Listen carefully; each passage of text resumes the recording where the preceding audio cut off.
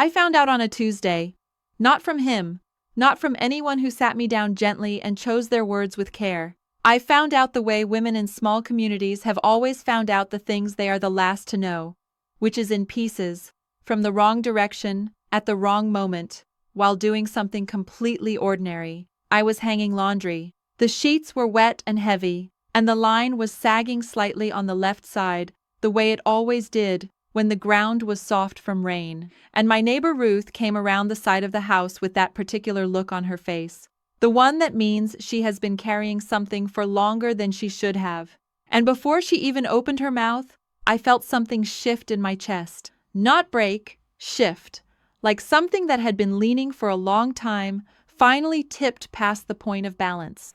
She told me in the careful way that Amish women deliver difficult news, which is to say plainly and without drama, as if the plainness itself is a mercy. She told me that my husband Jonas had been seen, more than once, in places he had told me he was not, with a woman named Anna from the neighboring district. And then she waited, the way you wait, after placing something fragile into someone else's hands, to see how I would hold it. I set down the sheet I was holding. I picked up the next one. I said, "Thank you, Ruth," and she left, and I finished the laundry. Every single piece. Before we go any further, I want to say something honest to you. More than 90% of the people watching this right now have not subscribed to this channel, and I think about that sometimes when I am deciding whether to tell a story like this one. The kind that costs something to say out loud. But I keep telling them because I believe someone watching needs to hear exactly this at exactly this moment. So, if you have ever stayed through something you were not sure you could survive, if you have ever finished the laundry when what you wanted to do was fall down, this channel is for you. Please subscribe and ring the notification bell. It is free, and it is the only way the next story will reach you. And tell me in the comments. Have you ever had a moment where you held yourself together in public and came apart completely the moment you were alone? Tell me. I am listening. Now let me take you back to what happened after Ruth walked away. I did not cry until the children were in bed. This is something I want you to understand about the way grief works inside a community like ours, because it is different from the way the English world thinks about falling apart. There is no private moment in the middle of an Amish day. There are always children nearby, or a neighbor in the yard, or a task that cannot wait, because the animals do not stop needing care, because your heart has just been handed to you in pieces. So, you do what the women before you did. You move through the hours, you stir the pot, you answer when someone speaks to you. You keep your face arranged in the particular stillness that Amish women learn early, the one that does not invite questions. And you save the real thing for the dark, for the hour after the last lamp is turned down, for the floor of the room where no one will hear you. I lay on that floor for a long time. I want you to know that. I want you to know that I did not hold myself together completely. I just held myself together in front of the right people. Jonas came home late that night, later than he had said he would. I was sitting at the kitchen table in the dark when he came in. Not waiting, exactly, not planning anything, just sitting the way you sit when you are not yet ready to lie down in the bed you share with someone who has become a stranger. He saw me, and he stopped in the doorway. He did not say anything for a long moment, and then he sat down across from me at that table, and I looked at him. This man I had married at 19, this man whose children I had carried, whose socks I had mended, whose silences I had learned to read, the way you learn to read, weather. And I asked him one question, just one. I asked him if it was true. He looked at the table, he looked at his hands, and the fact that he could not look at me was the only answer I needed. But I waited anyway, because some part of me still wanted to be wrong. He was not angry. I want to say that because it matters for what came next. He was not the kind of man who defends himself by attacking. He was quiet in the way that carries shame rather than defiance, and when he finally spoke it came out in fragments, the way confession always does when someone is not practiced at it. He said her name, Anna. He said it had started slowly. He said he had not meant for it to become what it had become. He said things that men say in those moments that are both true and completely useless, because the truth of how something started does not change the truth of what it is now. I listened to all of it. I did not interrupt. I had been raised in a world that valued silence as a form of respect, and that night I gave him my silence. Though what I was actually doing with it was different from respect. What I was doing was memorizing his face while he spoke.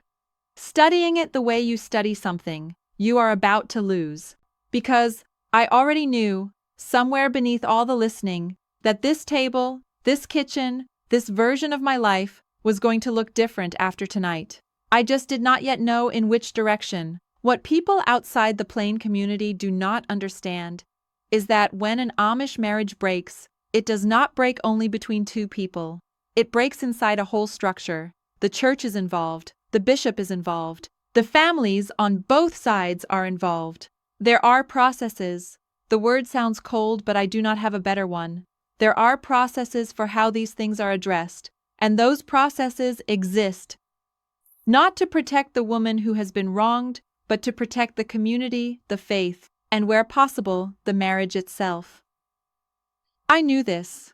I had known it my whole life, in the abstract way. You know rules that you do not expect to ever personally need. Now, I needed them, and they felt like a room I had never been inside before, despite having walked past it every day. The bishop came within the week. He was not unkind.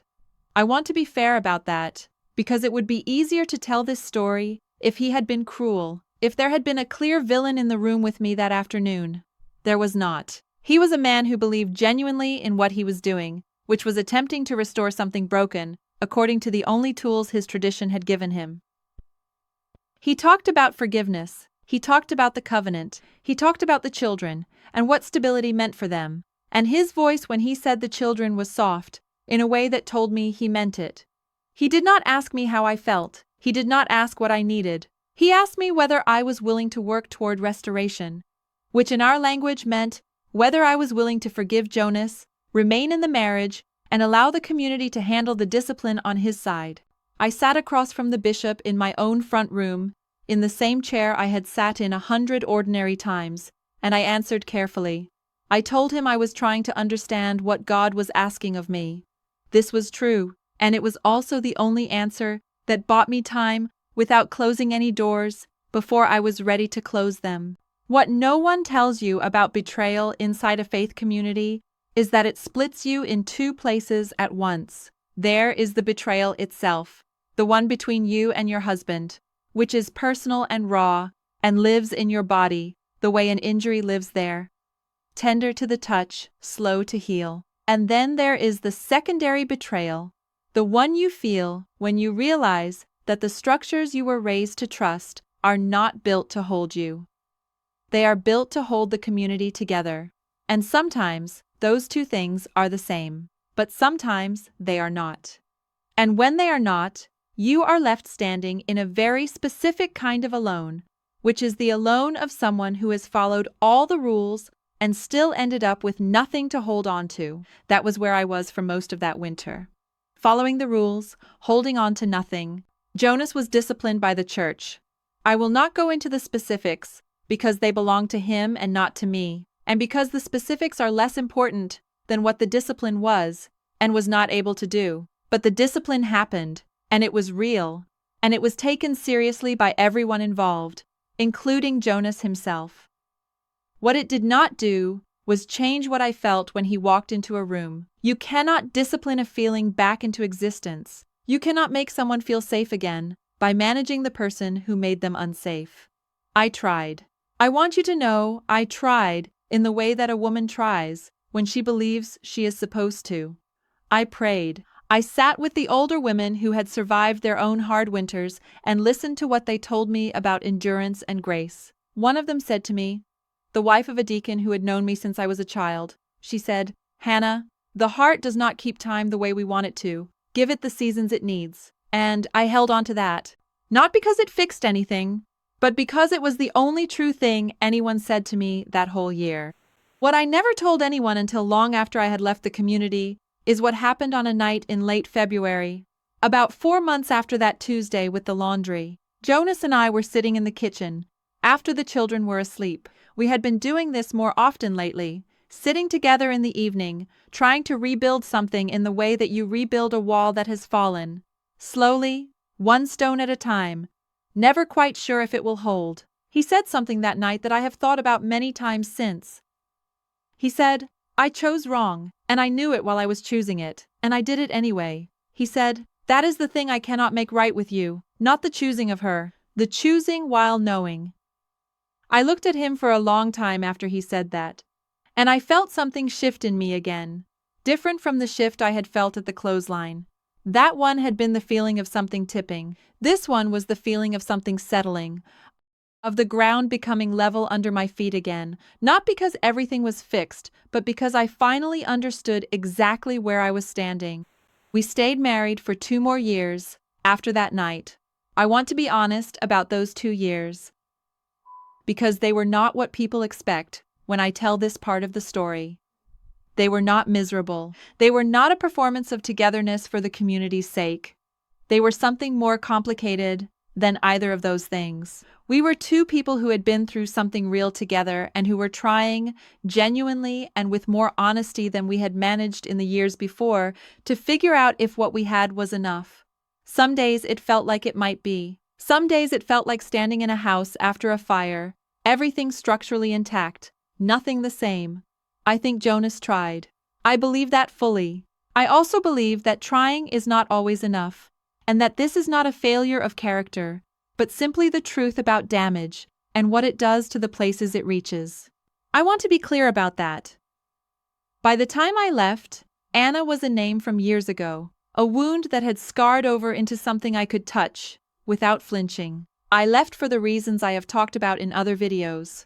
The slow accumulation of a life that did not have enough room in it for the person I was becoming.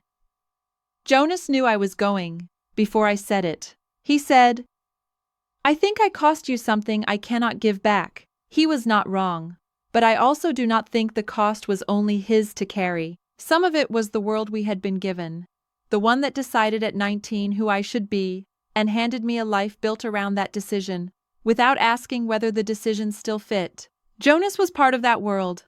So was I. We were both, in different ways, trying to live inside something that had not been made with either of us fully in mind. I think about Anna sometimes, not with anger, not anymore. I think about her the way I think about any woman who was used as the instrument of someone else's unresolved life, and I recognize that she may have been carrying her own version of this story, her own costs, her own reckoning with what those months had meant.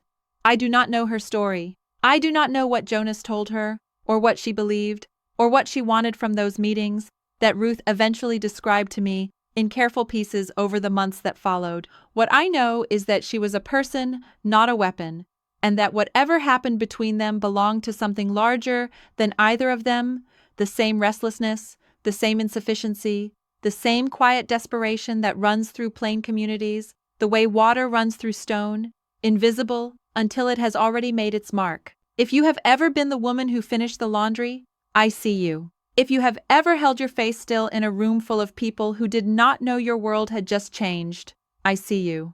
If you have ever sat across a table from someone you loved and watched them confirm the thing you already knew but were not ready to know, I see you. You were not weak for staying as long as you did. You were not foolish for trying. You were a person doing the hardest thing a person can do, which is remain present inside pain that would be much easier to run from. That takes more strength than leaving. I know, because I have done both.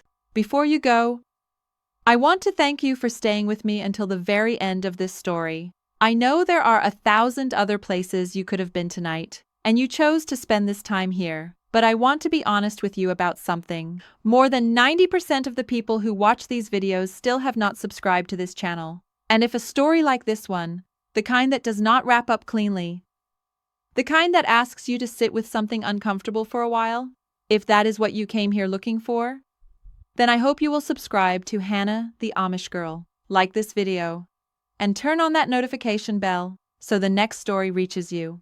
It is completely free, and it means you will not have to go looking. And before you leave, Tell me in the comments what part of this stayed with you. Or, if you are carrying your own version of that Tuesday, the moment when something shifted and nothing looked the same afterward. Tell me that too. I am here. I am listening. Until next time, remember this: the life that breaks you open is not always the one that destroys you.